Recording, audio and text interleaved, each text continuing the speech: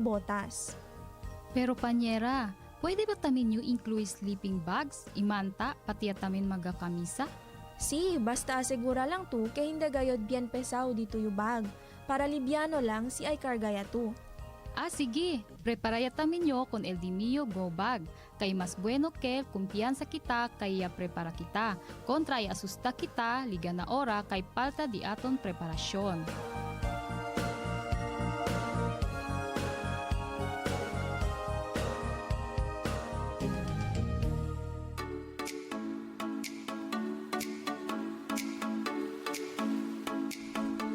Mga lolo at lola, mga senior citizen tulad ko, nagpapaalala ang National Commission of Senior Citizens o NCSC tungkol sa Senior Citizen Data Form o SCDF. Ang SCDF ay ang opisyal na registration form para sa ating mga senior citizen. Ito'y naglalaman ng mga personal na impormasyon, kalagayang pang-ekonomiya, kalusugan at mga kasanayan ng senior citizen. Mahalaga ito para matulungan tayo ng NCSC. Sa pagpaparehistro sa NCSC, makakasali tayo sa mga programa at aktibidad na makakatulong sa ating kapakanan.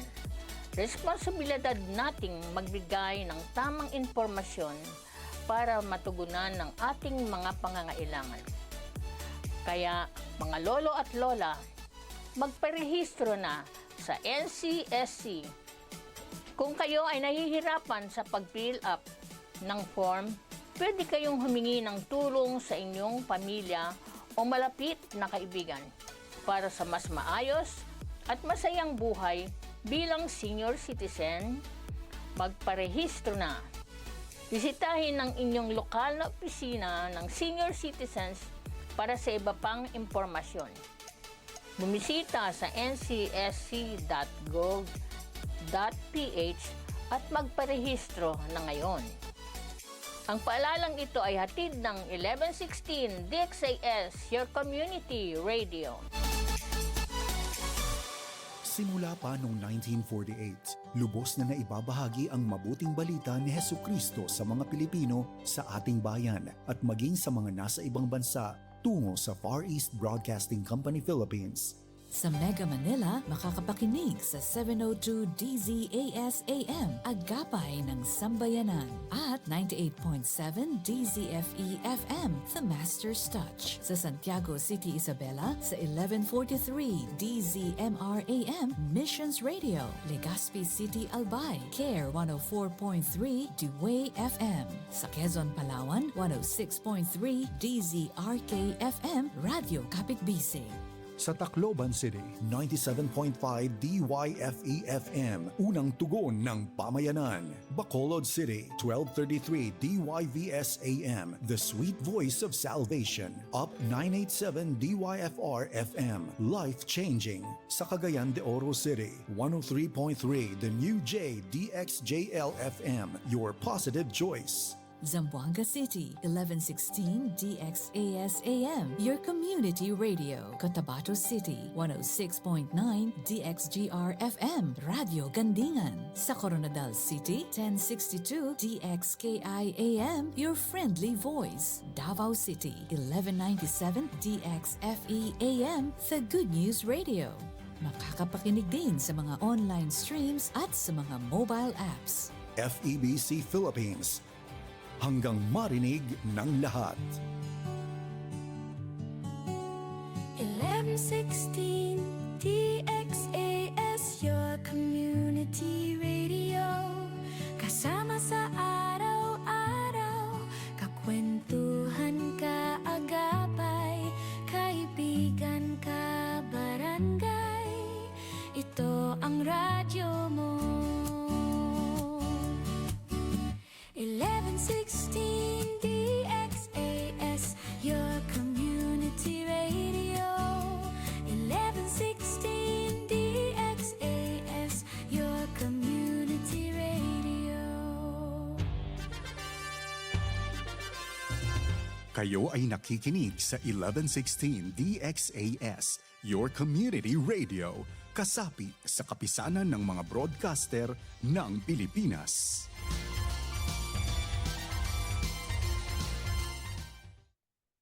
Ang tamang oras, ganap ng 6:00 ng umaga sa buong Pilipinas. May harding mapananalanginan, doon si Jesus naghihintay. O kay inam ng panalangin ang hardin, doon kay gandang manalangin. Tayong natutulog sa luklukan ng Diyos sa hardin ng pananalangin. O kay sarap ng lumapit. Isang mapagpalang umaga po muli sa inyong lahat, mga kapatid at mga ka-HNP. 6:00 na naman ng umaga, habang sumisikat siguro ang araw sa inyong lugar. Nawa po ang dalangin ko ay patuloy ding sumikat ang pag-asa sa inyong mga puso. Ako po ang inyong lingkod, Pastor Eman Aquino, dito sa ating programang Hardin ng Panalangin. Kumusta po ang gising natin? Siguro ang iba sa inyo maayos ang pakiramdam, masaya, no? Pero ang alam ko, yung iba ay nagising na may mabigat na dalahin, no? Mabigat na pasanin dahil sa mga pinagdadaanang problema. Huwag po kayong mag-alala dahil ngayong umaga, pag-uusapan po natin ang isang katotohanang yayakap po sa inyong pagkatao. Dito sa ating simpleng lugar ng pananalangin, lagi po nating tinatandaan, every gising is a blessing.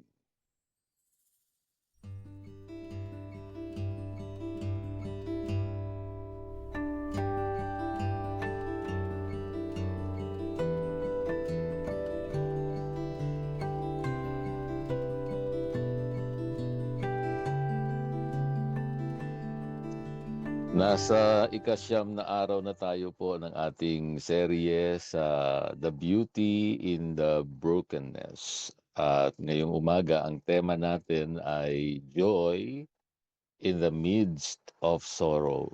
Joy in the Midst of Sorrow. Alam niyo po, madalas po kasi nating iniisip na ang faith o pananampalataya natin ay parang magic wand na kapag nanalangin po tayo, mawawala agad ang sakit. Ano? Ganun yung, kung minsan, yun ang ating naiisip. But here is the reality. Faith doesn't remove the pain. It adds joy to it. No? It adds joy to it. Medyo nakakalito, no? Di ba? Paano kang magagalak kung masakit? Di ba? Paano kang magsasaya kung may nararamdaman kang sakit? Ito yung tinatawag nating paradox. Paradox, no? Pwede kang umiiyak dahil sa pangungulila, no? Dahil sa pagod, o siguro dahil sa pagsubok na pinagdadaanan mo ngayon. Pero sa kailaliman ng iyong puso, may nananatiling kagalakan. Yun yung kaibahan. May nananatiling kagalakan. Ang ibig sabihin niyan, magaan yung loob mo, no? Hindi po ito yung saya na nakukuha sa material na bagay kapag mayroon dumarating sa iyo na sinasabi nating blessing, di ba? O kaya sa magandang sitwasyon na nangyayari sa buhay mo. Hindi po yan ang pinag-uusapan natin, ano? Yung saya na nararamdaman mo dyan. Kasi ito ang sinasabi natin, ano man ang sitwasyon, maganda man o hindi. This is the supernatural joy that the world cannot give and definitely cannot take away. Ito yung kapayapaang hindi maunawaan ng isip, pero nararamdaman ng spirito, nanggagaling sa Diyos. No? So, magaan ang loob. Ibig sabihin, kahit na hindi magaan yung nangyayari ngayon sa buhay. Well, buksan po natin ang ating mga Biblia. Ang ating pagbubulay-bulayan ngayon ay hango po sa sulat ni Santiago, Kabanata 1, versikulo 2 hanggang 3. James chapter 1 verses 2 to 3. Santiago kabanata 1 bersikulo 2 hanggang 3. Sabi po rito, mga kapatid, ituring ninyong ganap na kagalakan kapag kayo'y humaharap sa iba't ibang uri ng pagsubok. Dapat ninyong malaman na ang pagsubok sa inyong pananampalataya ay nagbubunga ng pagtitiis.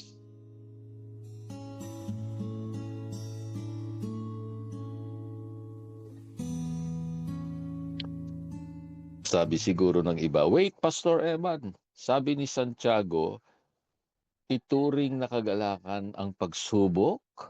Ang laking tanong niyan, sa isip natin. Paano mo ituturing na kagalakan ang pagsubok o problema sa buhay? Para namang ang hirap yata niyan. Well, mga ka-HNP, hindi po sinabi ng Biblia na masaya ang mahirapan. No? Hindi po ganun ang kanyang sinasabi o ang tinuturo. Ang sinasabi po rito, may blessing sa loob ng pagsubok. May blessing sa loob ng pagsubok. Kapag ang ginto ay isinalang sa apoy, nasusunog ang dumi pero lumalabas ang tunay na ningning. So yun yung gusto nating makita ngayon.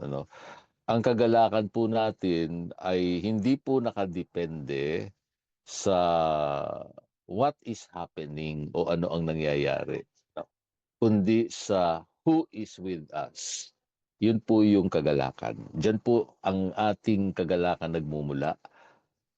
Hindi po natin hinahanap yung mabago agad yung sitwasyon o yung idinadaing mo, ibigay agad ni Lord ng madalian. Di ba? Kung minsan ganun yung ating kaisipan na para maging masaya na tayo, tanggalin mo na itong problema ko, Lord. Pagalingin mo na ako, pagpalain mo na ako financially, para mawala na lahat. No, hindi po yung mga nangyayari ang nagbibigay ng kagalakan sa atin. Kahit na ano pa sitwasyon mo ngayon, mabigat pa man ang pinagdadaanan mo ngayon. Ang mahalaga rito, sino ang kasama mo? Well, naalala ko po tuloy ang isang kwento sa isang kapatid natin. Ang pangalan ay, tawagin na lang nating Aling Rosa. No? Kamakailan lang po kasi ay pumanaw yung kanyang asawa, no? Kanyang mister. At sa araw mismo ng libing, habang ang lahat ay umiiyak, no, napansin ng marami na bagamat may luha si Aling Rosa, may kakaibang kapayapaan at liwanag po sa kanyang mukha. At nang tanungin siya, ang sabi niya, Pastor, masakit po talaga. Pero may kagalakan ako sa loob dahil alam kong nasa piling na siya ng Ama at hinding-hindi ako pababayaan ng Panginoon. Wow! Napakagandang pangungusap. Kita niyo mga kapatid, hindi po inalis ng Diyos ang lungkot ni Aling Rosa. Umiiyak siya, lumuluha. Pero dinagdagan ng Diyos ng kagalakan ang kanyang puso. Iyon ang supernatural joy. Isang kagalakang hindi nanggagaling sa sitwasyon, kundi galing po sa itaas, sa ating Diyos. Ang malinaw na nakikita natin dito ay ang Diyos ay kasama natin sa gitna ng baha, sa gitna ng sakit, at sa gitna ng pangungulila. No? Binibigyan din ko yung gitna.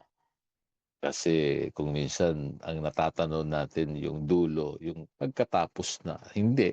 Sa gitna nga in the midst of sorrow, merong supernatural joy na ating mararanasan mula sa Diyos. Pangako yan ng Diyos eh. Habang ikaw ay kumakapit sa Kanya, nagtitiwala sa Kanya, ang Diyos ay kasama natin sa gitna ng kalungkutan. Sa mga po nakikinig ngayon, sa mga nakikinig na mga kasama natin na para bang hindi mo kaya ang bigat o yung nararamdaman mo ngayon. Well, gusto kong sabihin sa iyo, valid ang iyak mo. Okay lang yan. Okay lang na masaktan. No? Hindi po kasalanan o para bang pakiramdam natin parang mahina, no? Hindi po 'yan ang ipinapakita niyan. Okay lang, masaktan tayo, umiyak tayo, pero 'wag mong hayaang nakawin ng lungkot ang iyong pag-asa. May joy na naghihintay sa'yo sa presensya ng Diyos, no? Merong joy na available araw-araw galing sa Diyos. Lumapit ka lang sa Kanya, pupunuin ka niya ng kagalakan. Mula sa Kanyang presensya, kapayapaan ay dadaloy. Well, bago po tayo tumungo sa pananalangin, eto po yung aking challenge sa inyo ngayong umaga. Paano po bang gagawin para maranasan natin itong kagalakang nagmumula sa Diyos? Number 1, look for one small blessing today. Maliit lang. Sulat mo o sabihin mo sa katabi mo kung meron ka mang kasama ngayon kung gaano kabigat ang buhay, gaano kabigat yung pinagdadaanan mo ngayon. May isang bagay na ibinigay ang Diyos para mapangiti ka. Alalahanin mo yon. Pwede mong ikwento, pwede mo ring isulat. Look for one small blessing today. So, yun ang pwede mong gawin. Number 2, encourage someone. Encourage someone. No? Kung may kakilala kang dumadaan sa lungkot, alam mong mahirap yung kanyang pinagdadaanan, pwede mo siyang i-text or mag-send ka ng message, no, sa Messenger, sa chat, no, sa FB o saan mang paraan ng komunikasyon. Sabihin mo lang simple, kasama mo ang Diyos. Wow, yun lang. Sapat na yon. Kasama mo ang Diyos. Huwag niyo pong kakalimutan, kahit may bagyo sa buhay, may problema, may pinagdadaanan tayong mabigat, kahit may unos, sabi nga natin, yung mga alagad, di ba, naalala niyo yung ating reflection doon sa gitna ng dagat. Biglang lumakas ang alon, ang hangin, at halos malunod na sila. Sabi ng mga disciples, mamamatay tayo, malulunod tayo. Pero si Jesus, nakita nila doon sa bandang likod, natutulog, no? At kung bakit natutulog, simple ang sagot. Dahil malinaw kay Jesus kung sino ang may kontrol ng lahat ng nangyayari sa kanila. At kasama nila ang Diyos, kaya sino pa ang dapat matakot, di po ba? Yung may-ari mismo ng dagat kasama nila. Basta tandaan nyo po, huwag nyo pong kakalimutan, kahit may unos, kasama natin ang Diyos. Basta't gising tayo, bumabangon tayo sa bawat araw, may pag-asa. Hindi kailanman kalilimutan ng Diyos ang kanyang anak na nagtitiwala sa kanya ng buong lubos.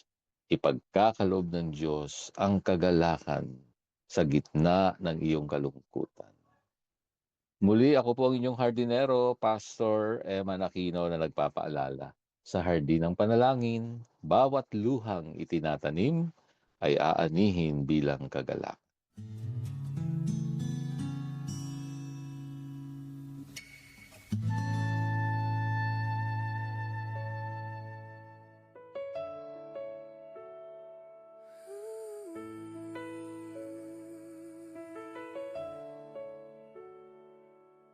Magandang umaga, o Panginoon naming dakila, purihin ang ngalan mo magpakailanman.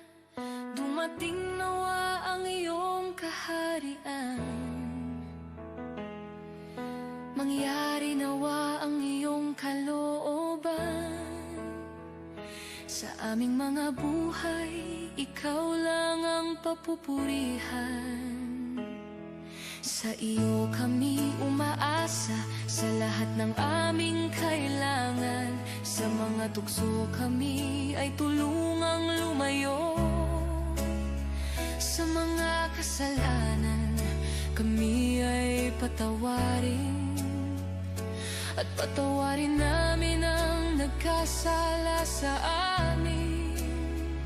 Sa araw-araw ay ikaw lang ang susundin. O Ama namin, narito ang aming dala.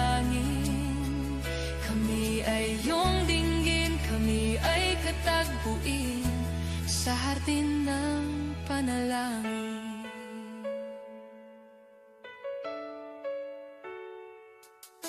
Ikaw ang aming pag-asa sa bawat problema at kabigatan. Ayon sa iyong mabuting plano at kalooban, makakaasa kami ng kasagutan at bibigyan ng kalakasan at kagalakan. O Ama na namin, narito ang aming dalangin.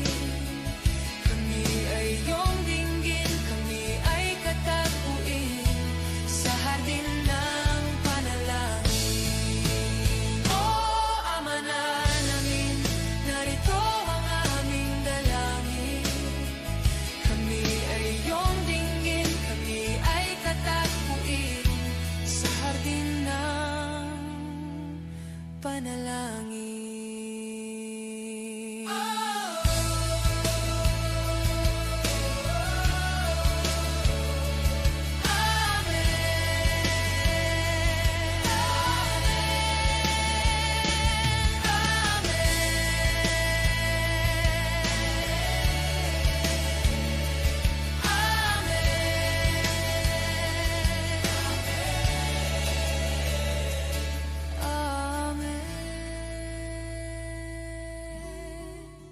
Ating ilapit sa Panginoon ang mga kahilingan ng ating mga tagapagtangkilik at mga kaagapay sa ministeryo ng FEBC.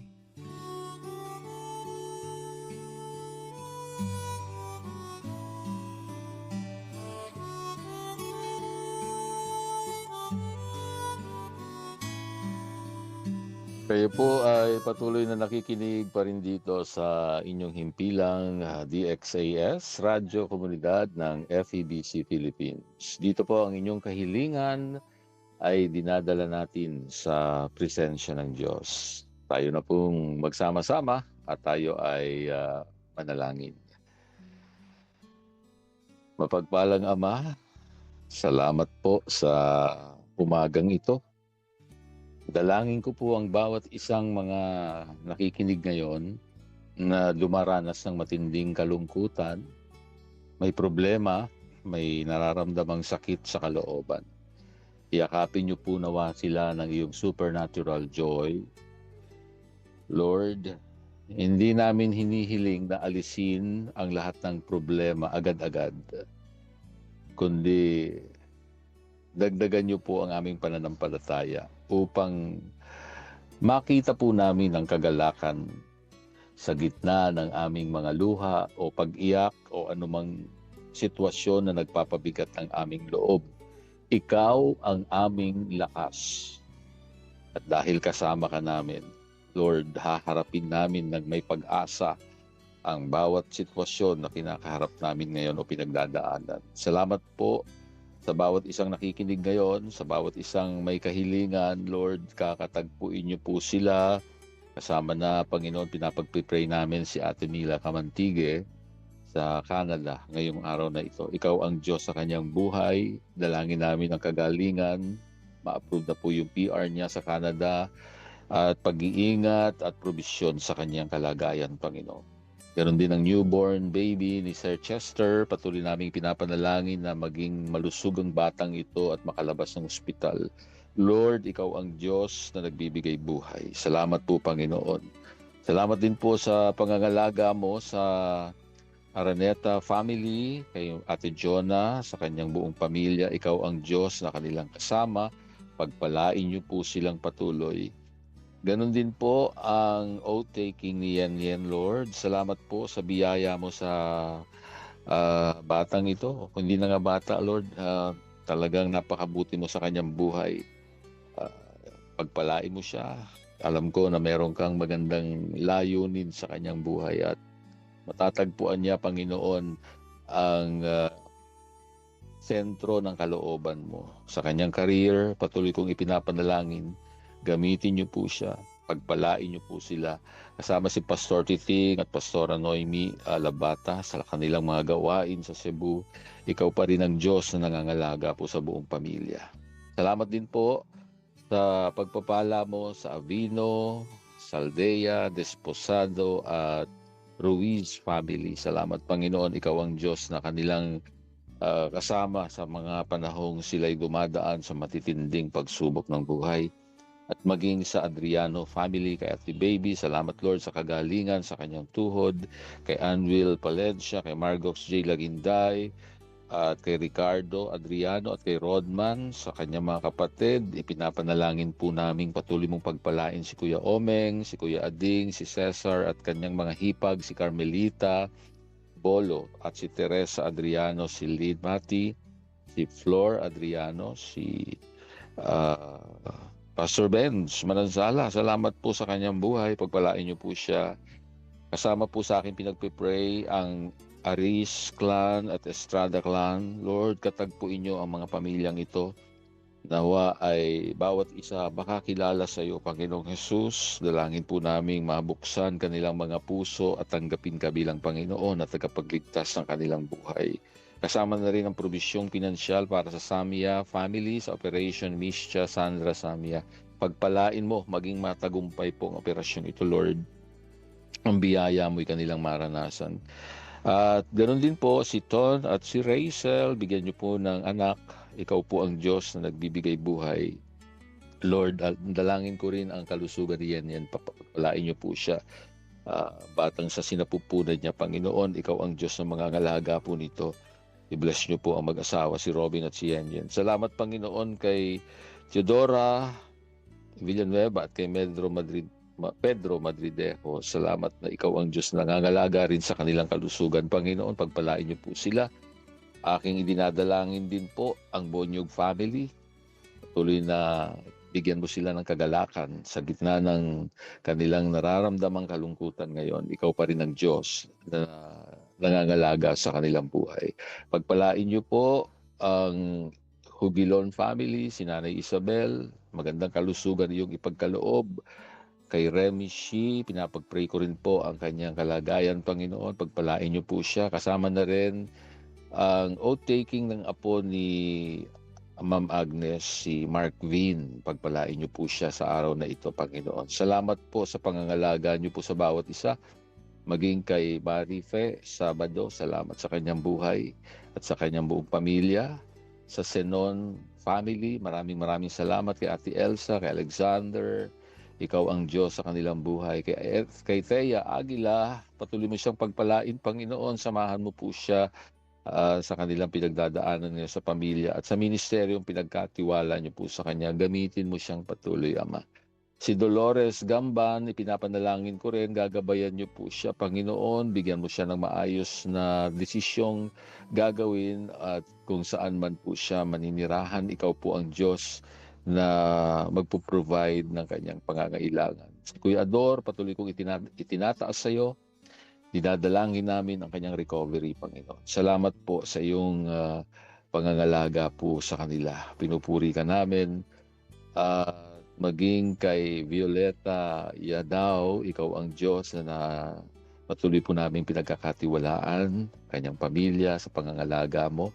At si Ate Gloria de la Cruz, salamat po sa kanyang buhay. Palakasin mo siyang patuloy at ingatan mo siya.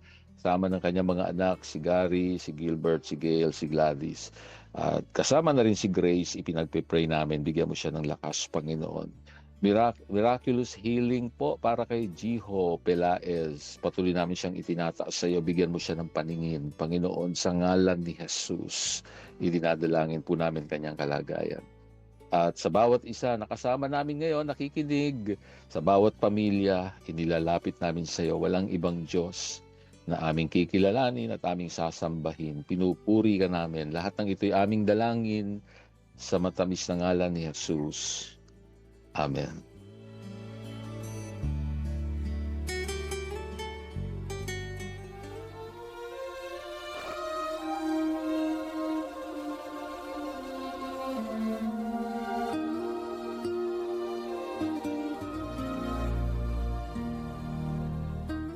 Kagalakan ko po ang maging lingkod ng Diyos sa inyong buhay dito pa rin sa Himpilang 1116 DXAS, your community radio. Isa lamang po kami sa mga himpilan ng FEBC Philippines, kasapi ng kapisanan ng mga broadcaster ng Pilipinas. Kung nangangailangan po kayo ng panalangin at pagbisita sa inyong bahay, maaari nyo pong ipadala ang inyong mensahe sa mobile number 0917-125-8201.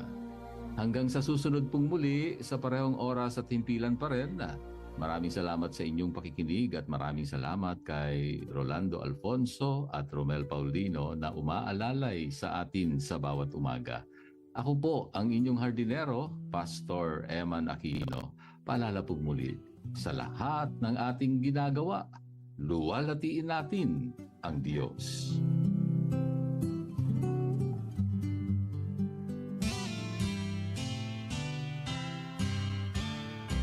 May harding mapananalanginan, doon si Jesus na